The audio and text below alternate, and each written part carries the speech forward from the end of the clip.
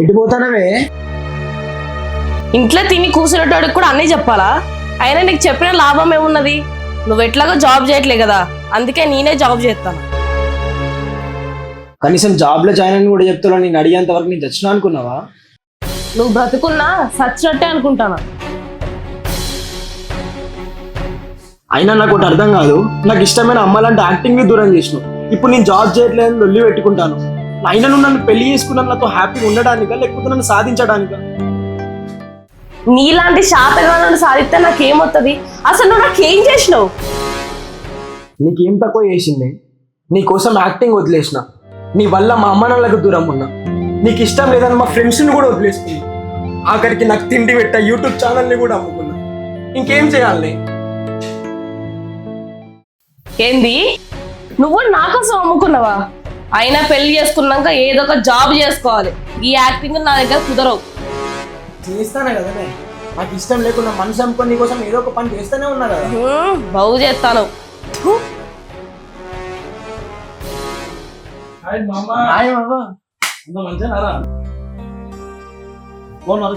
బాగున్నాన్నయ్య, మీరు బాగున్నారా? నువ్వు ఏంద్రా లక్కి? ఫోన్ చేస్తే ఫోన్ ఎత్తావు, మెసేజ్ చేస్తే రిప్లై అయ్యావు. ఏంద్రా చెల్లె, పెళ్ళైనా కానీ ఫుల్ బిజీ ఉన్నట్టున్నారు కదా? అట్లాంటిది ఏం లేదన్నయ్య. మన వరంగల్ ఎట్లున్నది? మన వరంగల్కి ఏంద్రా, తల్లి అసొంటిది కడుపులో పెట్టుకొని చూసుకుంటాంది. వెన్నెలా షుగర్ వాటర్ తీసుకురాపో. సరే సరే గాని చాలా రోజుల తర్వాత గిట్ వచ్చినావేంద్రా? నీకు గుడ్ న్యూస్ చెప్పడానికి వచ్చిండ్రా. ఏంటిదిరా అది? ఏం లేదురా, నీకు సాంగ్ వచ్చింది, దాని అడ్వాన్స్ పైసలు తీసుకొని వచ్చిన నీకు ఇద్దామని.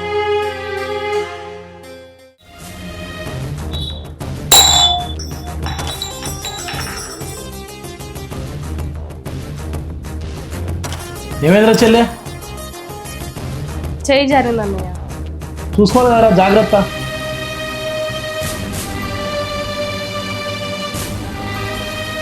అయినా ఇప్పుడు యాక్టింగ్ చేయట్లేరా, బంద్ చేసిన. ఈ అడ్వాన్స్ తీసుకుపోయి వాళ్ళకి రిటర్న్ ఇచ్చే. నువ్వు ఏం మాట్లాడుతున్నావు నీకు అర్థమవుతుందారా? ఇదారు ఇట్లా పని చేస్తలేదా? యాక్టింగ్కు నువ్వు దూరమైనావు కానీ నిన్నెప్పుడు యాక్టింగ్ దూరం చేసుకోలేదురా. నీ టాలెంట్ చూసి నీకు గడప దాట అవకాశాలు లోపల దాకత్తాను. వాడిని ఎట్లా తంటానవురా? నువ్వు పిచ్చి పిచ్చి కథలు పడకు, నేను వాళ్ళతో మాట్లాడి కన్ఫర్మ్ చేస్తా.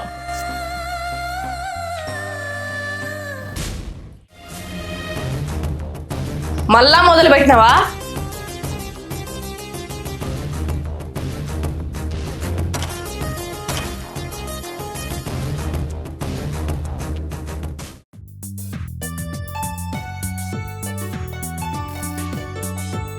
హ్యాపీ బర్త్డే కన్నా.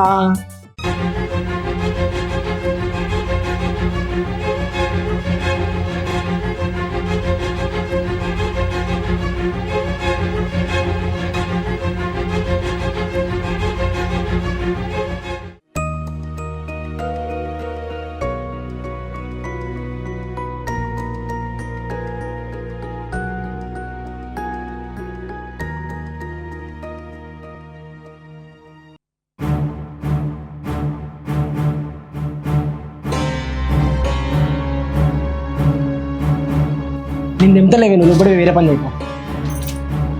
నువ్వు కొంచెం పో ఫస్ట్. అరే చెప్పేది నీకు కాదా? నువ్వు నా పక్కన కూర్చుంటే నాకంతా కంపరం పుడుతుంది. చెప్తాను కూడా.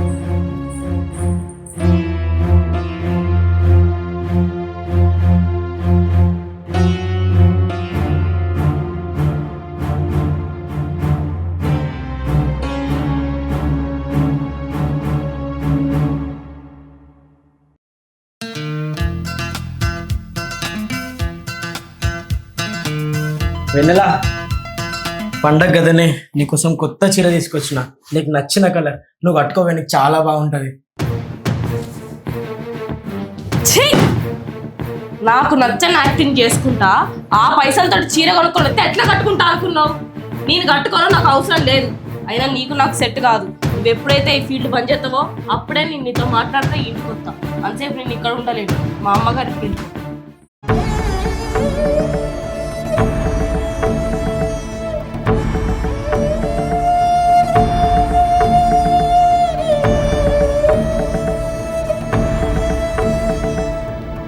అట్లా కాదే.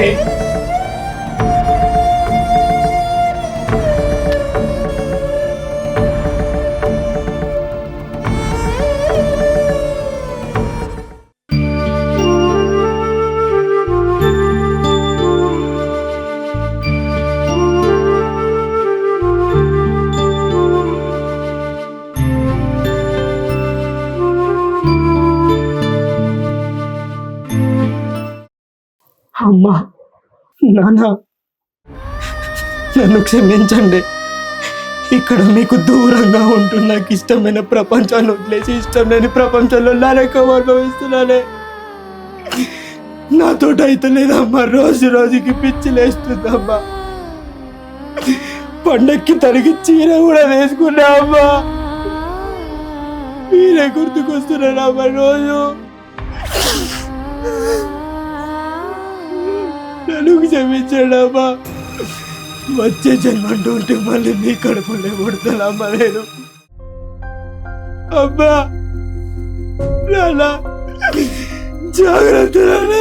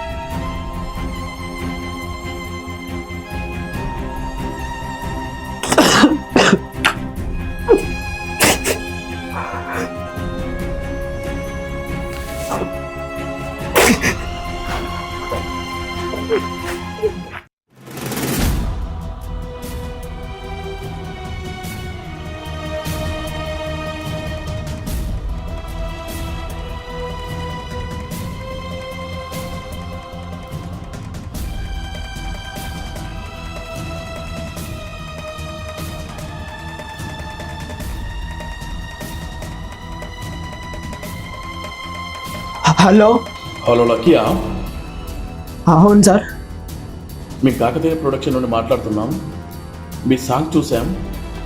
మేము తీయబోయే మూవీలో మీరు సెకండ్ హీరోగా సెలెక్ట్ అయ్యారు. సార్ 2-3 డేస్లో ఆఫీస్కి రండి. Okay sir, okay.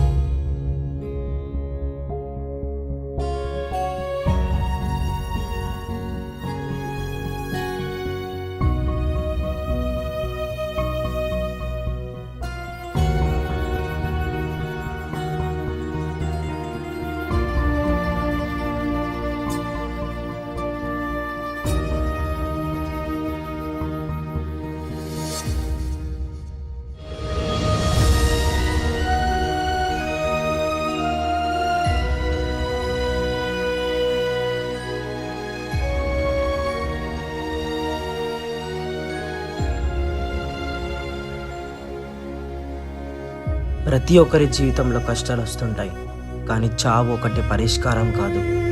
నీ కన్న తల్లి నిన్ను భూమి మీదకి తీసుకెళ్ళడానికి పురిటి నొప్పులతో తను పడ్డంత నరకమైతే నువ్వు పడలేదు కదా. ప్రతి దారికో గమ్యం ఉంటుంది. ఏ ఒక్కరి కోసమో ఎవరి కోసమో మధ్యలో ఆగకూడదు, చావకూడదు. ఏ ఫిలిం బై కాకతీయ ప్రొడక్షన్స్.